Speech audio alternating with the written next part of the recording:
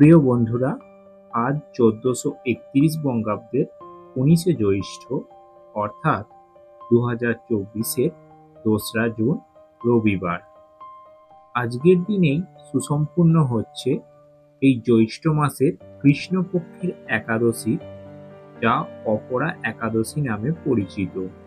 যদিও এই একাদশী তিথি শুরু হচ্ছে 18ই জ্যৈষ্ঠ অর্থাৎ 1লা জুন শনিবার রাত্রি 3:41 থেকে, এবং একাদশী তিথি থাকছে আজ 19শে জ্যৈষ্ঠ অর্থাৎ 2রা জুন রবিবার রাত্রি 1:17 পর্যন্ত।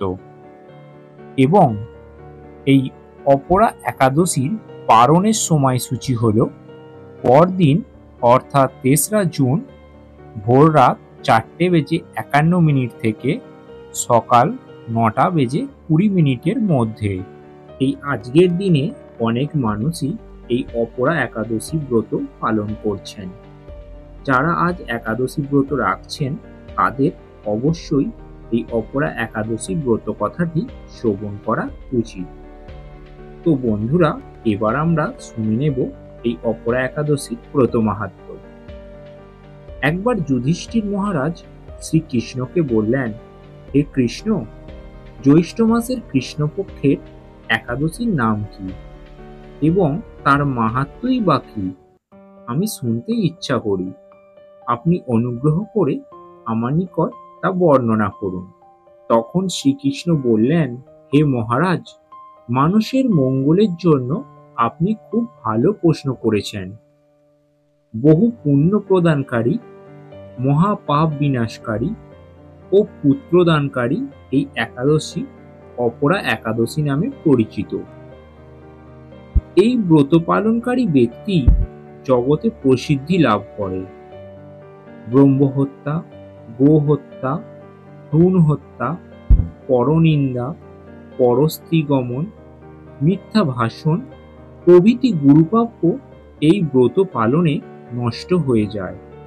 যারা মিথ্যা সাক্ষ্যদান করে, ছলনা করে, জ্যোতিষের মিথ্যা গণনা করে, মিথ্যা চিকিৎসকের রত থাকে, তারা সকলেই নরকে যাত্রা ভোগ করে।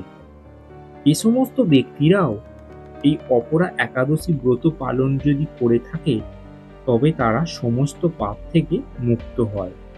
মকর রাশিতে সূর্য অবস্থানকালে মাঘ মাসে প্রয়াগ স্নান করলে যে পূর্ণ ফল লাভ হয়, শিবরাত্রিতে কাশীধামে উপবাস করলে যে পূর্ণ হয়, গয়াধামে পিণ্ডদানে যে ফল পাওয়া যায়, সিংহ রাশিতে বৃহস্পতির অবস্থানে গৌতমী নদীতে স্নানের যে ফল পাওয়া যায়, কুম্ভে কেদার দর্শনে, বদ্রিকাশ্রম যাত্রায় বদ্রিকা নারায়ণ সেবায়, সূর্যগ্রহণে কুরুক্ষেত্র স্নানে, হাতি ঘোড়া স্বর্ণদানে ও দক্ষিণা সহ যজ্ঞ সম্পাদনে যে ফল পাওয়া যায়, এই অপরা একাদশীর ব্রত পালনে অনায়াসেই সকল ফল লাভ হয়ে থাকে। এই অপরা ব্রত পাপরূপ বৃক্ষের কুঠার স্বরূপ, পাপরূপ কাষ্ঠের তাবাগ্নির মতো, পাপরূপ অন্ধকারে সূর্য সদৃশ্য ও পাপ হস্তির সিংহ স্বরূপ। এই ব্রত পালন না করে যে ব্যক্তি জীবন ধারণ করে জলে বুদবুদের মতো, তাদের জন্ম মৃত্যু কেবল ছাড় হয়। এই অপরা একাদশীতে উপবাস করে ভগবান শ্রীবিষ্ণু পূজা করলে সর্বপাপ মুক্ত হয়ে বিষ্ণু লোকে গতি হয়।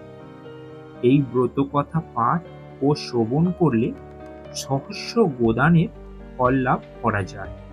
এই অপরা একাদশী ব্রত মাহাত্ম্য ব্রহ্মাণ্ড পুরাণে বর্ণিত রয়েছে। তো প্রিয় বন্ধুরা, আশা করি আজকের পর্ব আপনাদেরকে সমৃদ্ধ করেছে।